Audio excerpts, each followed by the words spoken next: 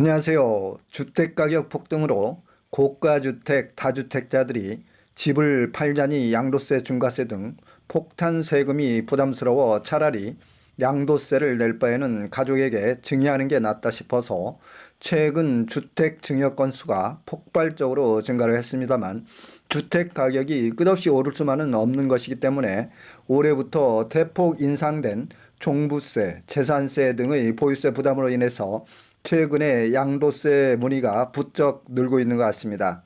그래서 이번 강의는 1주택자도 피할 수 없는 고가주택 양도세, 또 다주택자들의 양도세, 중과세 부담을 좀 덜어낼 수 있는 절세 비법에 대한 핵심 특강을 준비를 했습니다.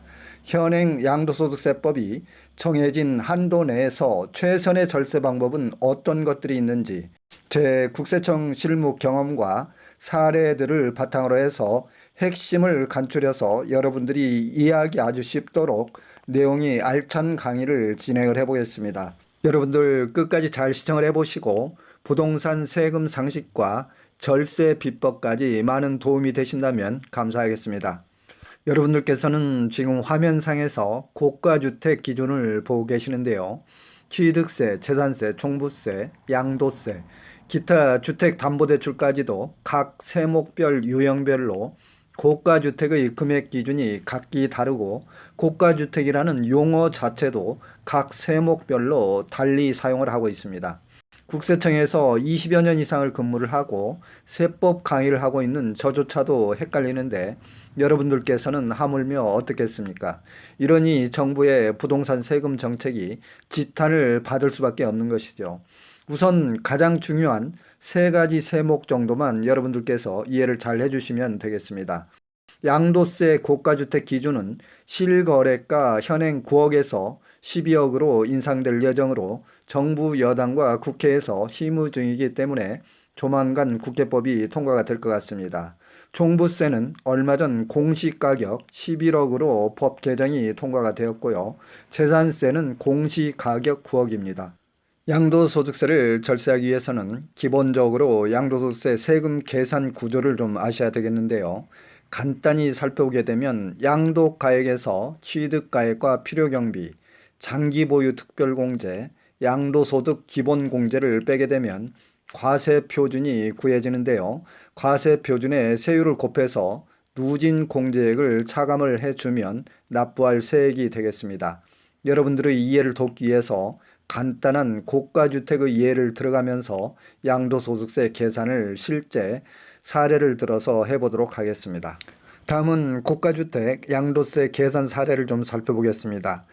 고가주택 양도세 계산 산식은 먼저 양도 차익을 구해야 되겠는데요. 양도가액에서 취득가액과 필요경비를 빼주고 이렇게 해서 양도 차익이 나오게 되면 전체 양도가액에서 9억 초과분을 빼줘야 되기 때문에 양도가액 마이너스 9억 그래가지고 전체 가액으로 나눠주면 되겠습니다.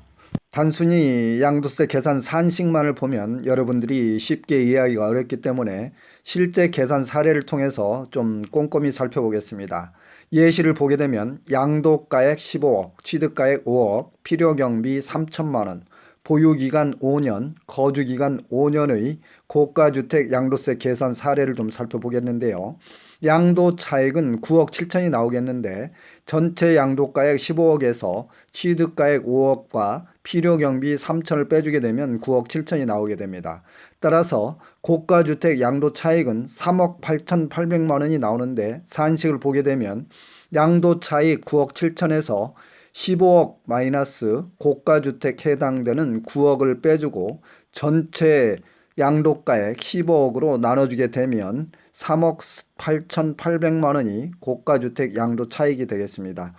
따라서 과세표준은 양도차익 3억 8,800에서 장기보유 공제를 또 차감을 해줘야 되겠는데요. 장기보유 특별공제는 보유기간 40%, 거주기간 40%씩 총 80%를 공제를 받을 수 있는데요.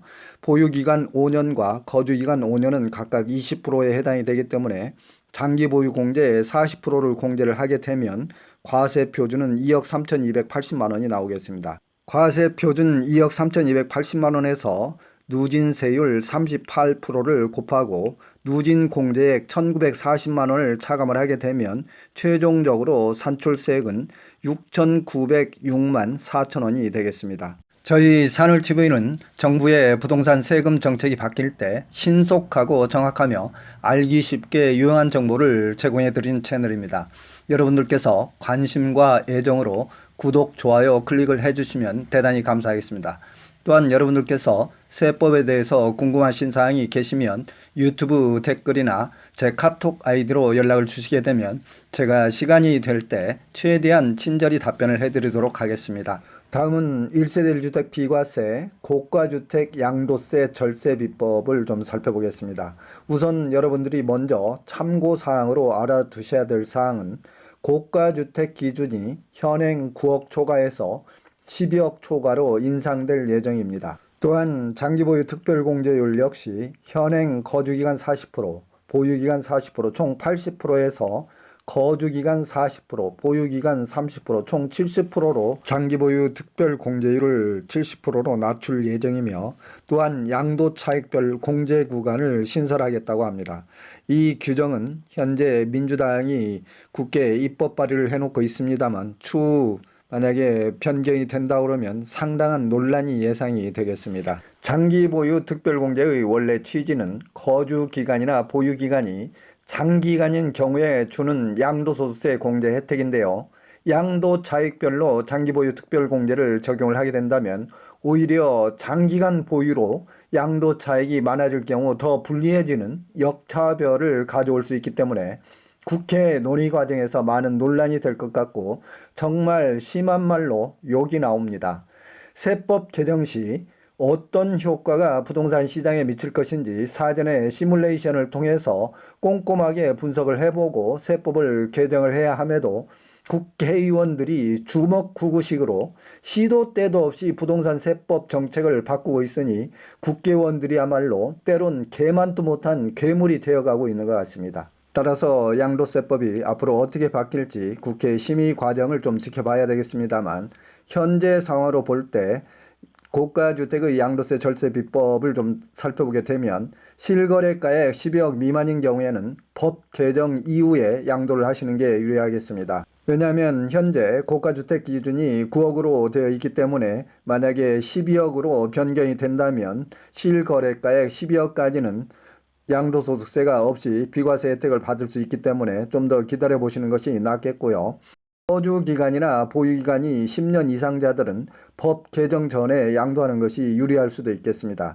단 법 개정 이후에 새로 취득한 자부터 적용을 한다고 할 때는 영향이 없겠습니다만 그리고 다음으로 절세 방법은 필요경비 영수증을 좀 꼼꼼히 챙겨 두셔야 되겠고요. 거주기간, 보유기간을 최대한 늘려서 장기 보유 공제율을 높이는 것이 좋겠습니다. 그리고 부동산이나 주택을 부부 공동 소유로 보유를 하는 경우에 양도소득세 누진세율 구간을 좀 낮춰줄 수 있겠고요. 일과세기간, 즉 일과세기간이라 하는 것은 1월 1일부터 12월 말일까지 1년 기간을 말하는데요. 1년 동안 한꺼번에 많은 부동산을 처분하지 말아야 낮은 누진세율을 적용받게 되겠습니다. 강의 도중에 죄송합니다만 여담 한마디 하고 다음 강의를 진행하겠습니다. 집값이라는 것이 물가 상승률에 따라서 점진적으로 올라가야 되는 것이지 일시에 부동산 값이 폭등한다고 국가 경제에 이로울 것이 하나도 없고 다주택자들은 좋아라 할지 모르겠습니다만 국민들 또한 집 한 채 가지고 있는 사람들에게 각종 재산세, 종부세 등 세금 부담만 커져가고 복비 오르죠. 또 세법이 하도 어려워서 본인 스스로 세금 계산하기도 어렵기 때문에 세무 전문가에게 의뢰 시 수수료 부담 등 이래저래 부담만 가중되고 무주택자들은 아예 집장만을 포기하게 되는데 국회의원들이 선거 때가 되니 당리 당략에 따라서 표계산 주판을 굴리고 있는 것인지 시도 때도 없이 부동산 세법 개정 발의를 하고 있는데 참 국민들이 너무 피곤한 세상이 되고 있습니다. 다음은 다주택자의 양도세 중과세 절세 비법을 좀 살펴보겠습니다. 우선 다주택자들이 알아야 될 참고사항을 몇 가지 말씀을 드리겠습니다. 양도소득세법상에서 2021년 이후 취득한 분양권도 주택수에 포함이 되겠고요. 2021년 이후 최종 1주택자가 된 날로부터 보유기간을 다시 산정을 하겠습니다. 단 2020년 12월 31일 이전 1주택자가 되는 경우에는 최종 1주택 취득일로부터 2년 경과 시 비과세가 되겠습니다. 이것은 기재부에서 유권 해석을 내렸고요. 2020년 1월 1일부터 조정지역의 다주택자는 장기보유 특별공제가 완전히 배제된다는 것을 알아두셔야 되겠고요. 단 비조정지역의 다주택자는 최대 30%까지 공제가 가능하겠습니다. 장기보유 특별공제를 받기 위해서는 기본적으로 주택을 최소 3년 이상 보유를 해야 장기보유 특별공제 대상에 해당이 되는데요. 이마저도 다주택자들은 만약에 조정지역에 2주택 이상의 주택을 가지고 있다면 전혀 혜택을 받지 못하며, 다만 비조정지역의 다주택자들은 최대 30%까지 장기보유 공제가 가능하다고 이해를 하시면 되겠습니다. 다음은 다주택자의 양도세 중과세 절세 비법을 살펴보겠습니다. 본인이 거주하는 집 외의 주택수를 최대한 줄여야 되겠는데요. 주택수를 줄이는 방법으로는 장기 임대주택을 등록을 한다든지 가족 간 세대 분리를 통해서 증여를 하거나, 또는 시골에 허름한 농가주택으로 인해서 다주택자가 된 경우에는 시골의 농가주택을 멸시를 함으로써 다주택자에서 벗어날 수 있겠고요. 또 주상복합이나 근린주택은 용도 변경을 통해서 다주택 수를 줄일 수 있겠습니다. 양도세법상에서 주택 판정 유무는 최종적으로 양도 시점을 기준으로 판정을 하는 것이기 때문에 시골의 농가주택을 멸시를 했다거나 주상복합, 근린주택을 용도 변경을 했을 경우에는 최종적으로 남은 마지막 주택 1주택이 되는 시점 이전까지만 멸시를 하거나 용도 변경을 완료하면 되겠습니다. 다음으로 다주택자의 양도세 중과세 절세 비법 몇 가지를 추가적으로 더 알아보게 되면, 일시적 1세대 2주택 비과세 특례 규정을 잘 활용을 하셔야 되겠고요. 양도세를 사전에 계산을 해본 후에 양도세가 적은 주택부터 순차적으로 양도를 하셔야 되겠습니다. 그리고 마지막 방법으로는 부부 공동으로 주택을 보유함으로써 양도세의 낮은 누진세율을 적용받을 수 있겠으며, 또한 부부 공동명의 시 종부세까지도 혜택이 가능하겠습니다. 지금까지 1주택자 고가주택과 다주택자의 절세 비법, 그리고 양도세 계산 사례 등을 살펴보았는데요. 양도세를 절세하는 방법은 주택수를 줄이거나 양도세 계산 시 취득 양도가액을 현실적으로 늘리거나 줄일 수는 없는 형편이기 때문에 공제 항목인 필요경비와 장기 보유 특별공제를 최대한 본인에게 유리하게 공제를 받아야 되겠습니다. 이제 마지막으로 양도세 계산 시 취득가액 적용을 어떻게 하는지, 그리고 필요경비 공제 항목은 어떤 것들이 있는지 추가적으로 좀 더 살펴보고 강의를 마무리하도록 하겠습니다. 여러분들이 양도세를 사전에 계산해보고자 할 때 양도가액은 최근 거래이기 때문에 바로 알 수 있겠지만, 부동산을 취득한 지가 오래되어서 취득가액을 제대로 파악하거나 알 수가 없는 경우에는, 또 필요경비 증빙이 없을 때 어떻게 양도세를 계산하는지 좀 살펴보겠습니다. 취득가액을 확인할 수 없는 경우에 취득가액을 구하는 방법은 첫 번째 매매 사례가액을 적용을 하거나, 두 번째 감정가액, 세 번째 환산 취득가액을 적용하도록 되어 있는데요. 그리고 마지막으로 기준시가는 위 세 가지 가액이 확인이 되지 않거나 양도가액을 기준시가로 결정할 때 취득가액을 기준시가로 결정하도록 되어 있습니다. 매매 사례가액이나 감정가액, 환산 취득가액 적용 방법은 화면상의 표를 참고를 해보시고요. 여기서 취득가액 적용 시 주의사항 몇 가지를 좀 살펴보겠습니다. 취득가액을 매매 사례가액, 감정가액, 환산 취득가액으로 결정을 하는 경우에는 매매 사례가액, 감정가액, 환산 취득가액 순서로 적용을 하게 되어 있고요. 필요경비 계산 공제라는 것이 있는데 공시가격의 3%를 계산 공제하도록 되어 있습니다. 양도가액을 기준시가로 적용하는 경우에는 반드시 취득가액도 기준시가를 적용을 해야 되겠고요. 기타 특수한 경우의 취득가액 적용 방법 몇 가지를 살펴보겠습니다. 건물이 신축 건물인 경우에는 건물 신축과 관련된 일체의 소요 비용이 취득가액이 되겠습니다. 증여받은 부동산이라면 증여세 신고 당시의 증여재산가액이 되겠고요. 매매 당시에 여러분들이 과거에 다운계약서를 작성을 했다면 실제로 매수한 금액을 적용하면 되겠습니다. 2005년 12월 31일 이전 취득한 오래된 부동산에 대해서는 국세청에서 기준시가를 검색을 해서 환산 취득가액을 계산을 하면 되겠고요.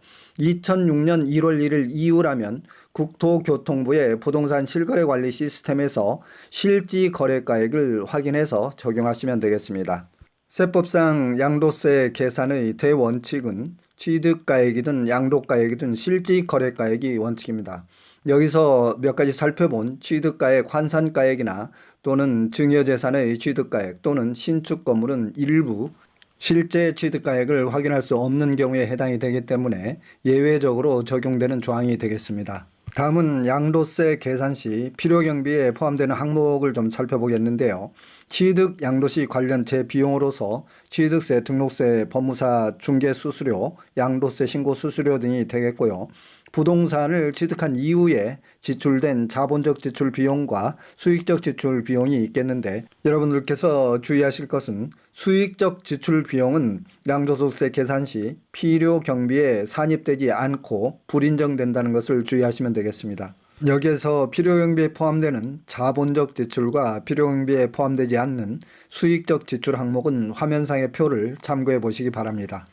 여기서 자본적 지출과 수익적 지출을 구분하는 방법은 자본적 지출이라는 것은 베란다 샤슈나 방 확장 공사 등 건물의 내재 가치를 증가시키는 지출이 되겠고요.